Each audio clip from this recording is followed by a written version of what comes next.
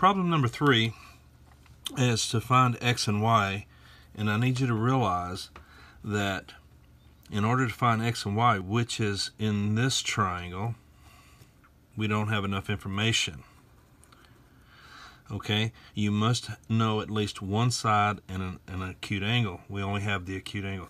So in this triangle here, we must work with this one in green first. Okay, now this is the acute angle, 60 degrees. This is your 90 here, so this is hypotenuse. Okay, and this angle is you will always have adjacent and hypotenuse that form the acute. So this is your ADJ. Okay, what trig function uses ADJ and hypotenuse? That's cosine. So we're going to write cosine 60 degrees, and that's going to equal to adjacent divided by hypotenuse. Well, adjacent is x, so x goes on top of 5. You'll menu 3-1 that, and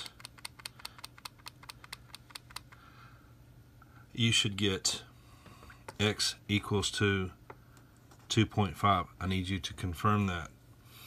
Okay, now that 2.5 is going to be used for the red triangle. So 2.5 goes here. So x is now 2.5. We want to use this angle here, and remember, the acute angle is formed by hypotenuse and adjacent.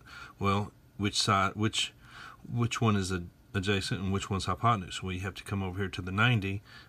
Means that this is hypotenuse, this is your adjacent. This over here is your opposite. Okay, let's go ahead and put OPP there. Now, what two sides do we want to use?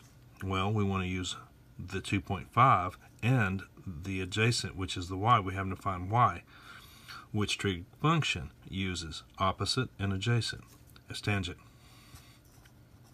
Okay, so we'll use the 30 degree, and the fraction for tangent is always opposite over adjacent. So opposite is 2.5 over y comma y. Menu 3-1 that, and you will have found both x and y at that time. Okay, I need you to be able to menu 3-1 this.